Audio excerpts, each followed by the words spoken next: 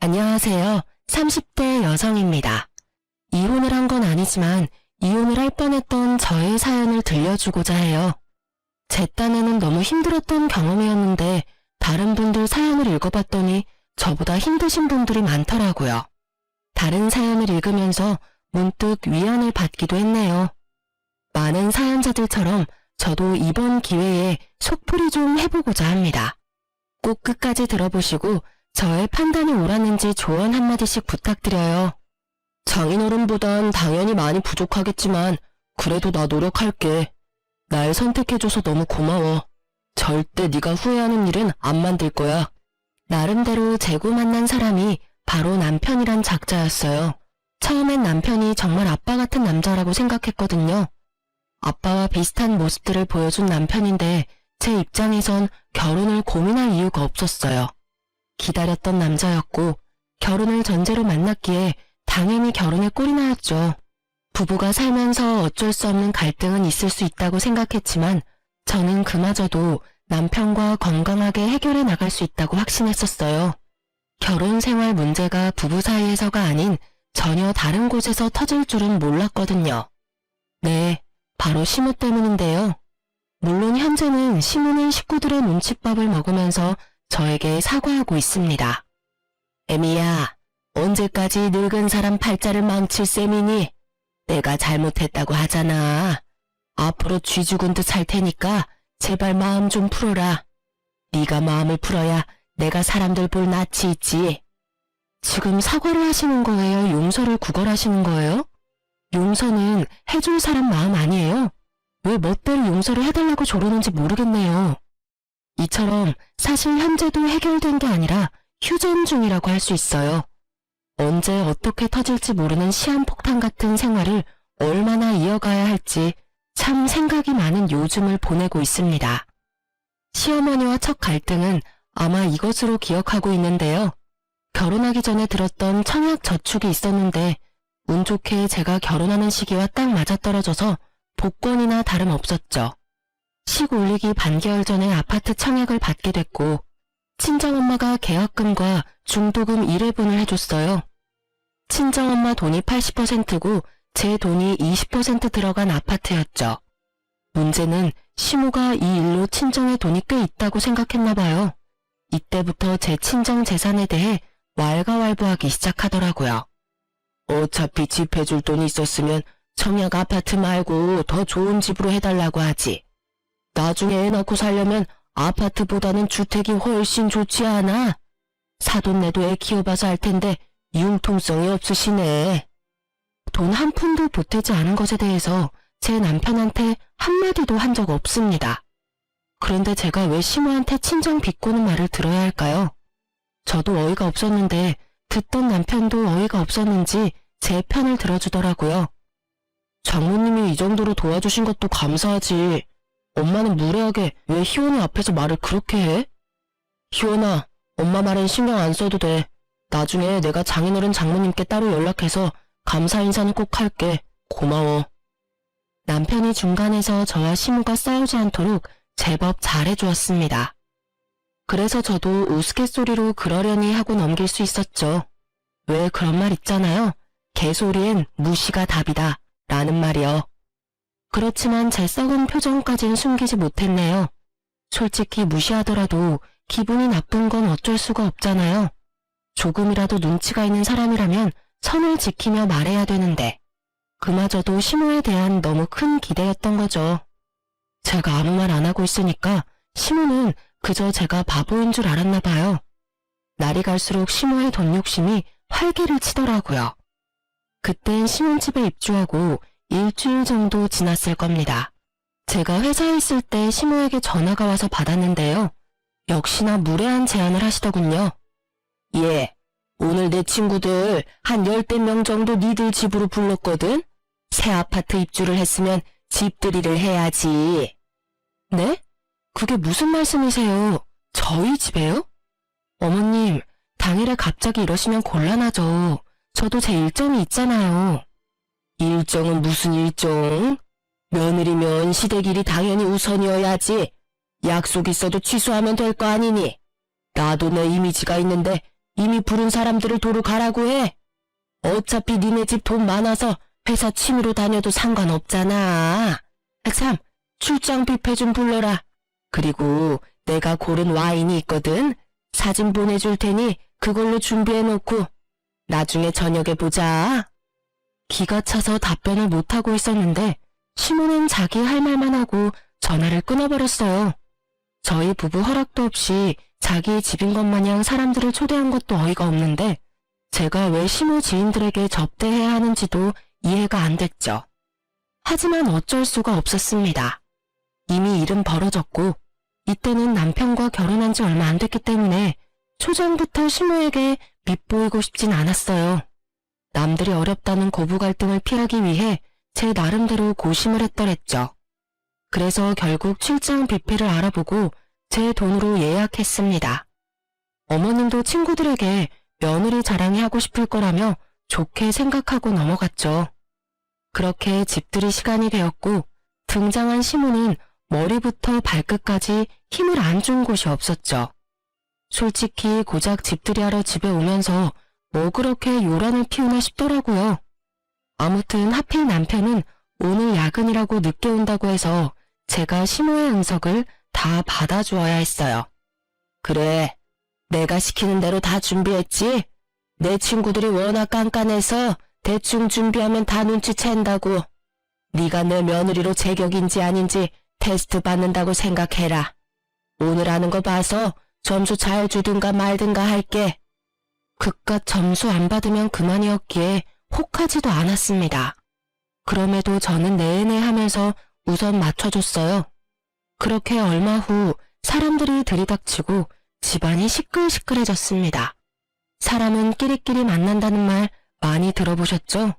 그 명언을 직접 확인했지 뭐예요. 시모 지인들은 어쩜 하나같이 다들 시모랑 비슷한 성격인지 모르겠더군요. 남의 집인데도 불구하고 거리낌이 없더라고요. 여기저기 온갖 방문을 다 열어보는 건 기본이었고 침실까지 들어가서 저희 부부가 쓰는 침대에 누워보고 난리도 아니었어요. 어머! 이 가방 국내에 몇 개 안 들어왔다는 그 가방 아니야?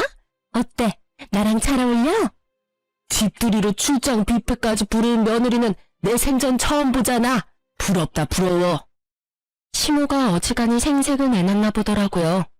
시모 지인들이 시모를 얼마나 부러워했는지 몰라요. 그리고 시모는 친구들의 동경 어린 눈길을 잔뜩 즐기고 있었습니다. 부럽기는 뭘. 당연히 우리 집에 며느리로 왔으면 이 정도는 해야지. 내 눈이 좀 높아. 어차피 이건 사돈네한테 껌값도 안 되는 수준이니까 부담 안 가지고 마음껏들 먹고 가. 시모는 마치 우리 집이 상위 1% 정도 되는 집안처럼 떠들어댔어요. 이대로는 안 되겠다 싶더라고요. 여기서 제가 가만히 있으면 어느 정도 인정하는 꼴이 되잖아요. 그렇게 되면 또 시모가 얼마나 과한 걸 요구할지 모른다는 생각이 순간 들었습니다. 저는 바로 과일을 들고서 시모 옆으로 가 앉았어요. 그들 대화에 자연스럽게 끼어들었죠. 네? 어머님, 큰일 날 소리 하신다. 껌값은 아니죠. 저도 그냥 회사 다니는 직장인일 뿐인데요. 그리고 딸은 출가 외인이라면서요. 결혼하면 시댁 식구라는데 친정 재산이랑 저 아무 상관없어요. 출장 뷔페도 제 월급으로 부른 거라고요. 아, 그리고 제가 갑자기 집들이 준비하느라 깜빡 말씀 못 드렸는데요. 이번 달에 어머님 생신 있잖아요. 어쩌죠?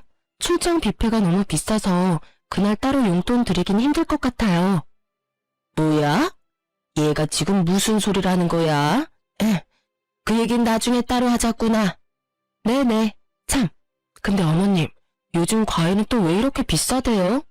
어머님이 좋고 비싼 걸로 사라고 하셨는데 과일들이 죄다 금값이더라고요. 돈 너무 많이 들었겠죠. 그래도 어머님 친구들한테 제 사비 몽땅 쏟아부었으니 오늘 이 자리가 생신 선물이라고 생각해 주세요. 저는 과일 칼을 들고 시모를 향해 일부러 웃어 보였습니다. 제 돌발 행동에 시모는 친구들 눈치 보느라 제대로 말도 못하셨어요. 그저 얼굴이 시뻘개지며 솟구치는 화를 참는 듯 하셨죠. 맛있게 먹던 시모 지인들마저 시모의 상태를 눈치를 보기 시작했을 정도로 빨갛더라고요. 머지않아 지인들이 음식을 접시에 내려놓더니 친구들이 애써 싸해진 분위기를 풀려고 웃기도 했으나 시모의 기분은 좀처럼 나아지지 않았습니다. 돈 좋아하고 사람들 시선에 저리 신경 쓰는 사람인데 저의 가시 박힌 말에 감정이 안 상했을 리 없겠죠? 결국 지인들은 그 시간 이후로 눈치만 보다가 하나둘씩 급한 일이 있다고 귀가를 해버렸습니다. 그리고 이때부터 저와 시모의 본격적인 갈등이 고조가 되었어요. 시모와 둘만 남은 상태에서 저 혼자 음식을 치우려는데 내내 입 닫고 있던 시모가 갑자기 상 위에 있는 음식을 전부 엎어버리는 겁니다. 벌떡 일어나더니 저한테 언성 높이며 삿대질을 했어요. 야, 너 일부러 나 엿먹이려고 그랬니? 사람들 앞에서 꼭 그렇게 나를 꼽줘야 했어? 대충 넘기면 될 상황에 왜 굳이 안 해도 될 말을 해서 사람 피를 말려, 피를. 어머님도 굳이 안 해도 될 일을 버려놓으시고 저한테 그렇게 말씀하시면 안 되죠. 그러게 왜 자꾸 저희 친정더러 돈이 많다고 멋대로 단정 지으세요? 저희 친정이 돈이 많든 적든 어머님이랑 관련 없는 일이에요, 제발. 그런 소리는 그만해 주셨으면 좋겠어요. 맞는 소리잖아. 내가 이런 소리까지 새파랗게 어린 네 눈치 보면서 해야 하니? 내 나이가 몇인데? 그리고 사돈재산 자랑 좀 하면 어때서? 내가 너희 집을 뭐 가난하다 욕을 했어? 칭찬해 줘도 난리야. 설마 우리한테 돈 쓰려니까 아까워서 그러니? 네 말 맞다 나. 너도 이제 우리 식구인데 그런 식이면 우리 어려울 때 나몰라라 하겠다. 아, 어머님, 혹시 저희 집 도움받을 생각이셨어요? 저희 집이 무슨 보험도 아니고. 어머님 사정 어려워지는데 왜 저희 친정을 끌어들이세요? 저는 친정 부모님 돈 받아서 어머님께 드릴 생각은 애초부터 없어요. 혼자 김칫국 좀 그만 마시세요. 저 지금 확실하게 제 의사 전달하고 있어요. 저 어머님이랑 다투기 싫으니까 적당히 해주세요. 시모는 본인 생각대로 일이 되지 않자 성질만 부리더니 곧 가방을 챙겨 시댁으로 가버렸어요. 엎어진 음식을 치우는 건 제 몫이었지만 그래도 솔직하게 속 얘기를 할 수 있어서 좋았네요. 이 정도로 얘기했으니 시모도 알아먹었을 거라 생각했습니다. 일부러 남편에겐 알리지 않았어요. 한 번 정도의 사고는 실수로 여기고 넘어가고 싶었거든요. 물론 두 번째부터는 참지 않을 생각이었습니다. 그렇게 시간이 좀 지나고 시모는 또 무슨 짓을 하려고 그러는지 집들이 후로 한 3개월은 조용하게 지내셨어요. 저는 좋았지만 묘하게 불안한 감이 계속 마음을 돌긴 했죠. 그러던 어느 날 작은 이모가 뇌출혈로 쓰러졌다는 소식이 들려왔던 시기였어요. 소식을 듣자마자 남편과 함께 헐레벌떡 달려갔습니다. 외가 식구들끼리 작은 이모 병원비 얘기로 한창이었는데 저도 당연히 돕겠다고 했었죠. 작은 이모가 저 결혼한다고 명품 가방 선물에 남편에게도 고가의 시계를 선물해 줬었거든요. 당연히 남편도 제 말에 동의해 줬습니다. 친정 부모님이 남편에게 고맙다고 했고요. 그런데 이 사실을 우연히 시모가 알게 되면서 또 문제가 찾아왔어요. 시모가 우리 집으로 와서 현관문을 마구 두드리더라고요. 무슨 일인가 싶어서 인터폰 확인도 못하고 문을 열어줬더니 시모가 다짜고짜 저를 밀치고 들어오면서 자기 아들 돈 뜯어갔다고 화를 내기 시작하는 겁니다. 내 이럴 줄 알았다. 너네 집에 돈도 많으면서 왜 남의 아들 돈까지 뺏어가? 왜 우리 아들 주머니를 뒤져? 집 하나 해왔다고 유세했더니 지금? 그러려고 이 아파트 해온 거야? 매번 이런 식으로 내 아들 주머니 털어갈 거면 이 아파트 당장 우리 아들 명의로 바꿔라. 무슨 말씀하시는 거예요? 돈도 많은 사람들이 왜 열심히 일하는 내 아들 돈을 되레 빼앗아 가는 거냐고. 일부러 말 못 알아듣는 척 하는 거니? 평소에는 똑 부러지더니 돈 얘기 나오니까 멍청해졌네. 시모의 말을 듣고 있으니 목적이 너무도 보였습니다. 시모는 남편이 작은 이모 병원비 보태준 것에 화가 났다기보단 이때다 싶어 집 명의를 탐내는 거였어요. 집 명의가 계속 제 단독 명의로 되어 있는 게 거슬렸나 봐요. 이 와중에 이럴 일인가 싶어 입이 안 다물어지더군요. 꼬투리 하나 잡아서 명의 협박하려고 얼마나 타이밍을 보고 있었겠습니까? 나이를 먹어서 그런가? 시모는 자기 속이 훤히 보이는 줄 모르는 것 같더라고요. 어머님, 말은 바로 하셔야죠. 이 집에 남편 지분도 어머님 지분도 없잖아요. 그런데 제가 왜 남편 명의로 해야 하는지 모르겠는데요? 어머님이야말로 제 주머니 털러 오신 거 아니에요? 뭐야? 어디서 그런 말 같지도 않은 소리를. 다 됐고 공동 명의로라도 해. 어디 집 명의를 여자 이름으로만 달랑 올려놔? 집안 망신시킬 일 있나? 너 설마 나중에 우리 아들한테 재산 나눠주기 싫어서 안 바꾸는 거냐? 청약 하나 당첨됐다고 우리 아들을 기 다 죽여놓을 생각인 거야? 나중에 재산 나눠줄 일이 뭐가 있죠? 남편과 이혼하길 바라시는 사람처럼 말씀하세요. 왜요? 남편 명의로 바꾸면 저랑 남편 이혼시킬 예정이세요? 그래서 뭐 하나 뜯어내고 보내야 해서 집 명의 바꿔달라고 땡깡 부리시는 거예요? 시모가 그 순간 표정이 어색해졌는데 아마 제 말에 전곡이 찔렸던 것 같습니다. 갑자기 혼자 성질이란 성질은 다 내더니 억지만 부리고 빠르게 돌아가 버리더군요. 뭐 제가 앞으로 어떻게 하는지 지켜보겠다고 하는데 사실 이 시기 때쯤엔 맨날 말만 저래서 별로 무섭지도 않았어요. 그런 시모는 결국 자기의 어둑한 그림자를 손바닥으로 가리지 못했어요. 시모가 시댁 식구들에게 본인의 실체가 탄로날 짓을 하고 만 겁니다. 제가 결혼한 지 5개월째 임신을 하게 되었는데요. 계획한 임신은 아니었지만 어쨌든 찾아온 축복이니만큼 남편과 잘 키워보고자 다짐했었어요. 남편은 원래도 잘하려고 노력하는 사람이었는데 아이가 생긴 이후 더 잘하려고 애써줬죠. 근데 여기서 또 시모의 주둥이가 나불거렸다는 겁니다. 시모는 지극정성인 남편과 그 대접을 받는 저를 보면서 참 많이도 구시렁댔어요. 상전 난내 났어. 임신한 게 뭐 대수라고 바깥일 하느라 힘든 남편을 수발들게 해. 누가 보면 임신은 너 혼자만 하는 줄 알겠다. 자기 손주 될 아이나 마찬가지인데 말을 왜 이렇게 비꼬는지 모르겠다니까요.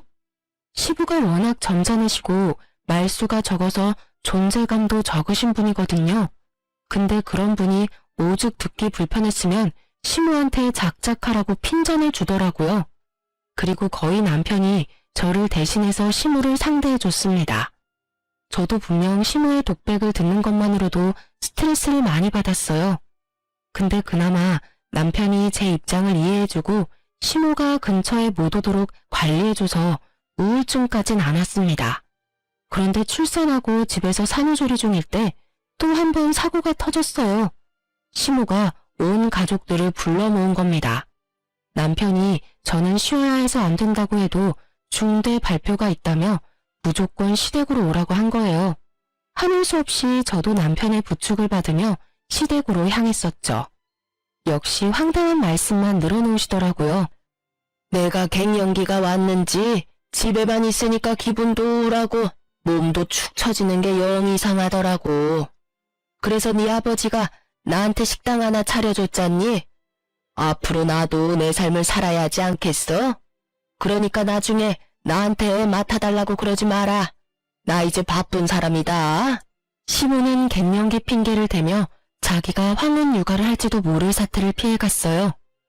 이런 말을 여기서 쓰는 건지 모르겠지만 떡줄 사람은 생각도 안 하는데 혼자 북치고 장구치고 하더라고요. 저도 저희 애를 저런 어른한테 부탁하고 싶지 않거든요. 생각도 안 하고 있었는데 시모가 먼저 우스운 소리라니까 괜히 기분이 나쁜 겁니다. 그리고 굳이 이를 키워서 시부 돈까지 쓰게 만든 거죠. 뭐 식당 부분에 대해서는 시부도 시모가 집에만 있기보단 밖에서 일도 했으면 하는 바람이 있어서 허락해줬다고는 하더라고요.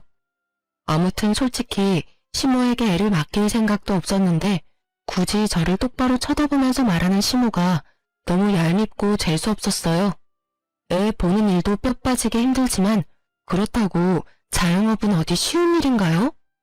남들은 자영업 도전해보려고 공부도 하고 큰 마음 먹고 시작한다는데 시모가 자영업을 시작하게 된 계기는 고작 손주 보기 싫어서라는 게 얼마나 철딱선이 없습니까? 이쯤에서 시모의 얘기를 꺼내야 할 것 같은데요. 남편이 외동은 아니었고 누나가 한 명 있어요. 신우도 신우 딸 아니랄까봐 신우 하는 짓과 아주 똑같거든요. 그런 신우한테서 어느 날 전화가 온 적이 있었는데요. 신우가 제게 전화를 하는 이유는 늘 명백했습니다. 부탁을 할 때만 전화를 했어요. 그래서 이날은 또 무슨 쓸데없는 부탁을 하려고 전화했나 미리 한숨이 나오더라고요. 울케, 혹시 안 쓰는 통장 하나 있어? 있으면 나 좀 잠깐 빌려주면 안 될까? 네? 다짜고짜 통장을 빌려달라니 그게 무슨 말씀이세요? 아니, 내가 목돈이 조금 생겼는데 남편이 모르는 돈이라서 걸리면 나 진짜 죽어. 그러니까 올케 통장에 잠깐만 맡아주면 안 될까 해서. 진짜 며칠이면 돼, 응? 신우가 심우와 닮은 점들 중에 하나가 사치가 심하다는 거였는데 이번엔 어디서 돈이 났는지 몰라도 아주버님 몰래 5천만 원이나 되는 돈을 숨길 곳을 찾으려고 저한테 연락했더라고요. 저는 처음엔 거절했습니다. 통장은 부모 자식 간에도 조심해야 할 부분이잖아요. 그런데 제게 별로 의미도 없는 신우한테 통장을 어떻게 줍니까? 제 남편한테도 통장을 줘본 적이 없는걸요. 그렇게 안 된다고 계속 주장했지만 신우는 포기할 생각이 없어 보였어요. 얼마나 사정을 했는지 모릅니다. 우리 남편이 올케만큼은 믿잖아, 응? 제발 나 좀 살려주라. 올케가 잘 맡아주면 내가 올케한테 지분 좀 떼줄게. 절대 돈 때문이 아니라 이걸로 며칠을 귀찮게 할 걸 알아서 하는 수 없이 잘 안 쓰는 통장에 신우 돈 5천만 원을 받아서 넣어두게 되었어요. 갖고 있기 찝찝했는데 그래도 시간이 지나면서 점차 망각하게 되더라고요. 그리고 한날 신우가 문득 그 돈을 달라고 한 날이 오게 되었습니다. 저는 아무 생각 없이 통장에서 돈을 입금해 주려고 했어요. 그런데 자꾸 잔액이 모자란다는 알림이 뜨더라고요. 여러 번을 해도 같은 반응이 나오자 당황해서 통장을 들고 ATM 기기에 조회를 해봤죠. 그랬더니 누가 신우 돈 5천만 원을 인출한 게 아니겠어요? 남의 돈을 잃어버린 셈이 되었으니 무척 당황스러웠습니다. 빈손으로 집까지 돌아오는데 머리가 새하얘져 어떤 판단을 못하겠는 거예요. 그때 신우는 답답했는지 우리 집으로 오다가 집으로 돌아가고 있는 저를 본 겁니다. 냅다 달려와서는 제 손에 들린 통장을 뺏어가서 본인 눈으로 확인했어요. 곧 통장 잔액이 없다는 걸 알게 된 신우가 통장을 바닥에 집어던지면서 제 멱살을 잡았습니다. 너 뭐야? 미쳤어? 이 돈이 어떤 돈인데? 내 돈 어쨌어? 내 돈 5천만 원 어디로 빼돌렸냐고? 저 아니에요. 저도 모르는 사실이라고요. 형님이 저한테 돈 맡겼을 때부터 전 그 돈에 손도 댄 적 없어요. 대체 어떻게 된 건지 지금 저도 엄청 혼란스럽거든요. 생각 좀 해보게 소리 좀 지르지 마세요. 이 미친년이 남의 돈 잃어버려놓고 뻔뻔하게 소리치네. 야, 장난해? 그럼 이 돈이 지금 제 발로 도망가기라도 했다는 거야? 야, 이 사기꾼아. 안 되겠다. 그냥 경찰서로 가. 경찰 앞에 가서도 그따구로 말할 수 있나 보자고. 이런다고 사라진 돈 돌아오는 거 아니라고요. 저도 답답해서 경찰서에 신고하고 싶네요. 신우랑 저는 각자 다른 기분으로 답답함을 호소하며 길 한복판에서 실랑이를 벌였습니다. 졸지에 사람들의 이목을 확 끌고 말았어요. 그때쯤에 제 전화가 울렸는데요. 신우한테 온 전화였습니다. 저는 저를 자꾸 잡고 흔드는 신우를 밀치고서 신우 전화를 받았어요. 신우도 신우인 줄 알고 잠깐 저를 내버려 두더라고요. 아무튼 이래나 저래나 이 상황이 이해가지 않는 건 저 또한 마찬가지라서 뭐든 하고 싶었습니다. 저도 왜 그랬는지 모르겠는데 신우 전화를 바로 스피커로 돌렸어요. 그리고는 신우에게 조용히 하라는 제스처를 취했죠. 예, 넌 내가 돈 달라고 할 때는 돈 없다고 그러더니 통장에 5천만 원이나 있더라. 그 돈 내가 좀 썼다. 식당에 수리할 게 있어서 썼으니까 좋은 일에 썼다고 생각해라. 괜히 돈 없어져서 경찰에 신고 안 해 만에 헛소리 할까봐 미리 말하는 거야. 가족한테 들어가는 돈이니 안 아깝지? 신우가 그 상황에 전화를 해줘서 얼마나 고마웠는지 모릅니다. 유일하게 신우의 존재가 제게 희망이 되었던 순간이었어요.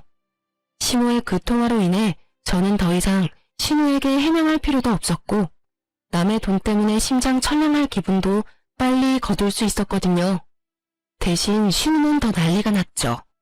범인이 제가 아니라는 당황스러움과 자기 엄마에 대한 분노가 겸해졌을 거예요. 놀란 신우가 제 핸드폰을 뺏어가더니 핸드폰에 대고 다급한 소리를 내더라고요. 엄마, 5천만 원 엄마가 가져갔어? 엄마가 그 돈을 왜 가져가? 엄마, 진짜 올케 통장에서 훔친 거야? 그 돈 올케 돈 아니란 말이야. 그거 내 돈이라고. 엄마 미쳤어?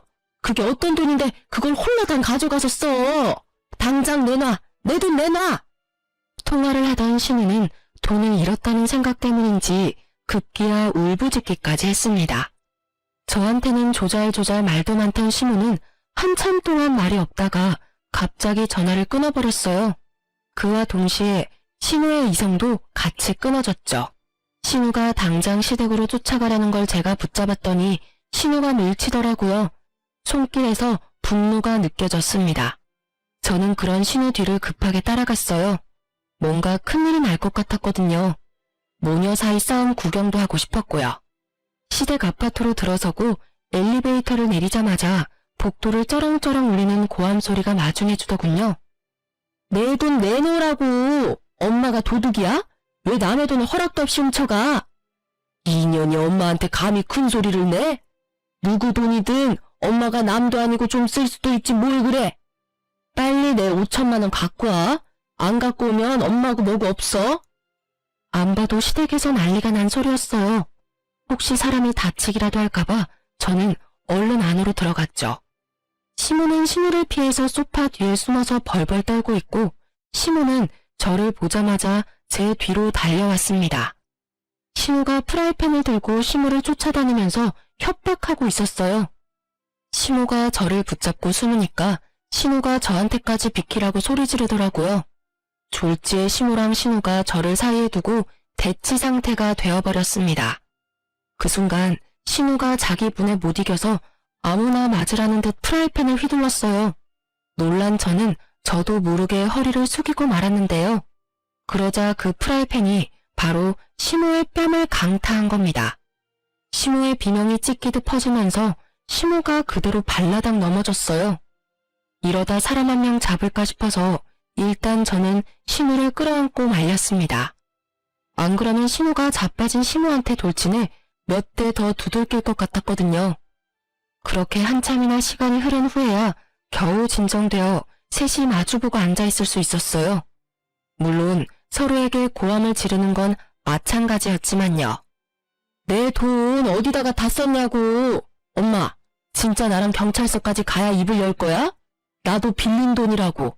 나 진짜 그 돈 없으면 죽어. 엄마는 엄마 딸이 죽어야 돈 어디 썼는지 말할래? 아, 아니다. 경찰서 가면 네 아버지가 날 집에서 내쫓을 텐데.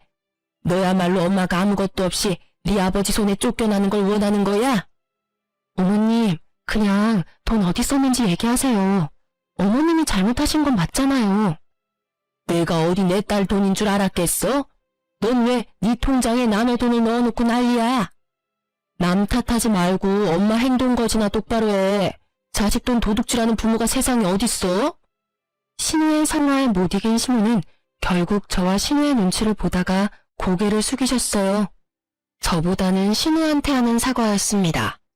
신우가 신우 앞에 냅다 무릎 꿇고 신우 손을 잡으면서 용서를 빌더라고요. 윤지야, 내가 미안하다. 나는 며느리 제 돈인 줄 알고 친구들이랑 잠깐 술 먹는 데 썼어. 식당은 장사도 안 되지. 식당 접으면 늙어서 손주나 보고 있어야 할 것 같고. 나도 내 나름 고충이 많아서 스트레스 좀 풀까 싶은 찰나에 얘 통장에 돈이 있길래. 말 같지도 않은 변명인 거 알지? 시모가 울랑말랑하는 얼굴로 얘기하는 걸 들어보니 통장의 존재가 시모 눈에 들어가게 된 이유를 알 수 있었습니다. 시모가 지난날 남편에게 반찬을 가져왔다며 집 비밀번호를 물어본 적이 있었어요. 그때 시모가 우리 집을 뒤져서 제 통장을 보게 된 것 같았습니다. 당연히 제가 조회를 해놨었기 때문에 숫자가 찍혀 있었어요. 아마 시모가 통장에 찍힌 5천만 원을 보자마자 훔치기로 마음먹은 듯 했죠. 근데 그 큰 돈을 한 번에 날렸다는 사실이 정말 기가 막혔어요. 시모가 그 돈을 다 인출해서는 집들이 때 왔던 지인들과 도박을 하고 유흥하는데 전부 날렸다고 하더라고요. 그 돈이 어떤 돈인데 엄마가 아줌마들이랑 개처럼 논다고 쓴 걸 내가 이해해줘야 돼? 엄마 얘기 좀 들어봐. 엄마도 우리 딸 돈인데 당연히 바로 돌려주고 싶지. 그런데 내 손에 없다고. 나한테 그런 큰 돈이 어디 있겠어? 시모는 식당 관리도 제대로 못하고 놀기만 해서 적자였어요. 오히려 돈이 있는 게 아니라 빚 때문에 한 푼이 아까운 사정이었죠. 그건 시부도 모른다고 하시더군요. 결국 답답하고 분했던 시모는 시모의 말을 끝까지 듣지 못하고 그대로 쓰러졌습니다. 그 모습에 저도 놀랐지만 시모도 많이 놀라셨어요. 우선 제가 할 수 있는 일은 119를 부르는 거였어요. 그리고 시부에게 이 사실을 알렸죠. 시부는 딸바보라서 신우를 참 아끼는 분이셨는데요. 신우가 병원에 있다는 말에 바로 달려오신 거예요. 대체 이게 무슨 일이냐? 왜 내 딸이 쓰러져? 어디 몸이 안 좋은 거래? 이 와중에 시부 하는 짓이 진짜 철부지 그 자체였는데요. 시부가 제게 상황을 묻는데 시부가 절대 말하지 말라고 시부 뒤에서 난리 부르스를 추는 겁니다. 저보고 어쩌라고요? 모든 상황은 시무로부터 비롯되었고 시무를 언급하지 않고는 상황을 설명할 수 없잖아요. 그래서 저는 더 큰 사고를 막기 위해 시부에게 사실을 전부 밝혔어요. 제가 사실을 말하는 동안 시모가 사색이 되어갔는데 그 와중에도 저한테 따가운 눈초리를 엄청 보내더라고요. 별다른 방책도 없으신 분이 무작정 자기 탓만 피하려고 발악하는 게 참 어른답지 못해 보여서 웃겼네요. 아무튼 결국 진실을 알게 된 시부가 크게 분노하며 자기 뒤에 있는 시모에게 큰 소리를 쳤어요. 내가 당신 언젠가는 사고 칠 줄 알았어. 대체 언제까지 애들 발목 잡고 돈돈거릴 거야? 시부는 시모의 변명도 안 듣고 무작정 병실 밖으로 데리고 나가버렸습니다. 그때쯤 남편도 병실에 도착했는데요. 남편에게도 사정을 다 설명했더니 남편이 크게 한숨을 내쉬더라고요. 미안해 여보. 당신도 많이 억울했겠다. 내가 중간 역할을 잘했어야 했는데 그런 일이 생겼는 줄도 모르고 있었어. 미안해. 당신 잘못 아니야. 당신 엄마가 잘못한 거지. 그래서 말인데 나 당신 엄마가 계속 이런 식이면 스트레스 받아서 못 살아. 더는 어머님 얼굴 안 보고 싶어. 내가 말을 안 했다 뿐이지 소갈이 엄청나게 했거든? 솔직히 지금 진심으로 이혼 생각까지 하고 있어. 뭐? 안 돼. 이혼이라니. 내가 잘할게. 다신 엄마가 당신 주변 얼씬도 못하게 할게. 제발 이혼 생각은 하지 마. 당신처럼 마음 좋은 사람이 본인 엄마를 내칠 수가 있겠어? 나 솔직히 이대로면 당신도 못 믿게 될까봐 겁나. 나만 믿어. 내가 따끔하게 엄마한테 말할게. 나한테 첫 번째 가족은 당신이랑 우리 아기야. 엄마라는 이유로 엄마가 내 가정에 손대는 거 나도 못 참아. 한 번만 기회 주라. 내가 다신 같은 일 없게 할게. 지금이라도 당장 가서 말할까? 오늘부로 당신 앞에 나타나지 말라고. 기다려봐. 말하고 올게. 남편이 어지간히 이혼하기 싫구나 라는 생각을 이날 처음 했습니다. 수도분한 사람이라서 자기 부모를 배척하는 일은 못할 줄 알았거든요. 남편은 정말로 병실을 뛰쳐나갔어요. 나가면서 어딘가로 전화를 거는 것 같았는데 아무래도 시부나 시모였겠죠. 아무튼 다행히 시부가 시모 대신 신우에게 5천만 원을 갚아줘서 아주버님과 신우 관계는 무사할 수 있었습니다. 그리고 시모가 도박과 유흥을 즐기고 다니면서 식당이 망한 걸 알게 된 시부는 바로 식당을 팔아버렸어요. 시모가 정신 차릴 때까지 집에 못 들어오게 하겠다며 시모를 집 밖으로 내쫓기까지 했답니다. 남편도 시모한테 단단히 말했대요.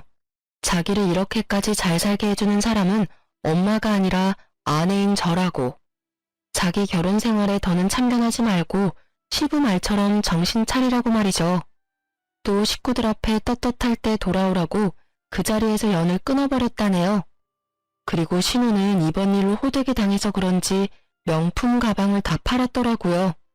허튼 곳에 썼던 그 돈을 자기 자식들을 위해서 쓰기로 했다면서 적금으로 다 때려 넣었다고 합니다. 또 의외로 신우가 저한테 따로 전화해서 사과까지 했는데요. 올케, 그동안 미안했어. 내가 몇 살 더 먹은 언니로서 참 부끄러운 짓 많이 했던 것 같아. 앞으로는 그런 일 없을 거야. 그리고 나 그동안 민망해서 말 못했는데 올케한테 배운 거 많아. 올케만 괜찮다면 우리 계속 만나면서 친구처럼 지내고 싶은데 괜찮을까? 진심으로 사과하는 신우의 사죄를 그날 저는 받아주었습니다. 가족이기 때문에 앞으로 좋은 관계로 발전할 수 있다면 얼마든지 용서하고 싶었어요. 저도 제 커리어 망치면서 이혼하기 싫거든요. 아무튼 그렇게 다들 시무를 내치고 저를 가족으로 받아주었습니다. 그제야 식구가 된 느낌이었어요. 그간 시댁 식구들을 보면서 남편과 이혼하기로 했던 고민을 잠깐 보류하게 되었습니다. 물론 태어난 제 아들이 아직 어리기도 하고요. 아, 제가 친정 부모님께는 이 사태를 알리지 않았어요. 이미 작은 이모 일로 골머리 쓰고 계시는데 알려서 스트레스를 보태고 싶지 않았습니다. 대신 시댁에서 이런 두 번의 실수가 일어난다면 그땐 모두에게 상황을 알리고 저는 고민 없이 이혼을 택할 것 같아요. 그 뒤로 시모 소식은 근근히 들을 수 있었습니다. 시부가 준 100만 원으로 사람 구실도 못하는 작은 방을 하나 구했다고 하더라고요. 그리고 그 나이에 할 수 있는 일이 뭐가 있겠습니까? 그걸 시모도 알아서 그런지 그저 시켜주는 일이라면 뭐든 다 하고 있다고 들었어요. 길거리에서 전단지도 나눠주고 상가 건물을 돌면서 화장실 청소도 하는 걸로 알고 있습니다. 주방 설거지까지 하는 줄은 몰랐는데 집안일 더럽게 못하는 시모가 이번 기회에 집안일을 제대로 배우는 셈이 될 것 같아 나름 본인에게도 뜻깊은 시간이 아닐까 생각이 되네요. 시모가 불쌍하다고 생각할 수 있겠죠? 하지만 웃기게도 저는 그렇게 생각하지 않습니다. 우리가 남이 아니라고 말한 사람이 누굽니까? 시모 아닌가요? 가까운 사람한테 함부로 대하라는 시모의 방식이 저랑 맞지 않아서 존중할 필요가 없다고 생각을 했거든요. 여러분들은 어떻게 생각하세요? 사람이 잘해줄 때 그걸 고맙게 여기고 베풀었다면 저런 꼴은 면하지 않았을까요? 저희 어머님의 업보라고 생각되지 않습니까? 아무튼 복잡한 제가 한 번씩 깜짝 놀라는 일이 있곤 하는데요. 그마저도 또 시모 때문이네요. 시모가 가끔 제 회사 앞에 불쑥불쑥 나타나거든요. 저에게 잘못했다고 살려달라고 얼마나 싹싹 비는지 모릅니다. 아가, 내가 너한테 아주 큰 실수를 했어. 너만 용서해주면 다시는 네 앞에 안 나타나마. 너희 생활에 신경도 안 쓰마. 제발, 제발 내 집에만 돌아갈 수 있게 해다오. 내 꼬라지를 봐라. 이게 사람 사는 건지 솔직히 이만하면 됐잖아. 네, 아직도 그놈의 주둥이가 제 탓을 하는 것 보니 정신 못 차린 것 같은데요. 어머님이 저한테 하셔야 할 말은 그게 아니에요. 더 열심히 노력하고 오셔야겠어요. 1년 뒤에 다시 한번 볼게요. 얼마나 뉘우치고 깨달았는지도 그때 가서 결정할 거고요. 그럼 저는 바빠서 이만 들어가세요. 그렇게 시모가 집에서 쫓겨난 지 한 달이 훌쩍 넘었네요. 저희 친정의 작은 이모도 점차 호전되고 있다고 들었어요. 남편이 갑자기 바빠진 저를 대신해서 작은 이모 병원에 혼자 가서 친정 식구들을 만나고 오기도 하는데요. 우리 아들까지 손수 데리고 가서 친정 식구들에게 보여주고 오는데 그런 수고스러운 마음은 참 고마운 것 같아요. 그런데 한날 시부가 연락이 와서 시댁에 갔더니 집에 시모가 들어와 계시더라고요. 무슨 일인가 싶어 멀뚱히 서 있기만 했는데 시부가 시모를 집에 들이기로 했대요. 내가 이 사람 집에 들어오라고 했다. 대신 조건을 달았어.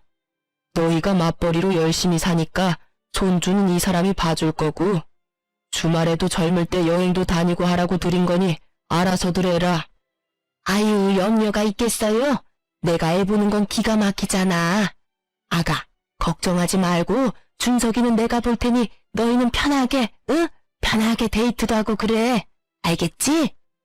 시모는 제품에 안긴 제 아들을 데리고 가면서 저희더러 나가서 바람이나 쐬고 오라더군요. 처음엔 얼떨떨했는데 이것도 나쁘지 않겠다고 생각해서 시부 말씀에 따르기로 했습니다. 그리고 시부가 그랬거든요. 시무에게 시무 돈 대신 갚아준 5천만 원을 전부 갚으려면 저희 아들이 초등학교 입학할 때까지는 육아해야 할 거라고요. 시무는 그저 알겠다고 고맙다고만 했죠. 다행히 시무가 아들 손주 바보라서 저희 아들을 정말 최선을 다해서 봐주고 계세요. 올 여름에는 남편과 일주일간 시간을 맞춰서 여름 휴가로 하와이에 다녀오기로 했답니다. 물론 제 아들은 시무가 봐주실 테니까요.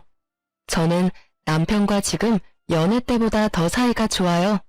그래도 사람 일은 어떻게 될지 모르니 남편과 이혼하려고 했던 그때의 감정은 완벽하게 정리할 수가 없더라고요. 한번 이혼의 감정이 들었다면 사실 긴장해야 할 신호이긴 하잖아요. 그래도 아직 아들이 어리니까 당분간은 이혼 생각보다는 좋은 쪽으로 생각하며 살려고 노력해야겠죠. 제 사연은 여기까지입니다. 제발 고부간의 갈등이 없어지는 그날이 빨리 왔으면 좋겠네요. 감사합니다.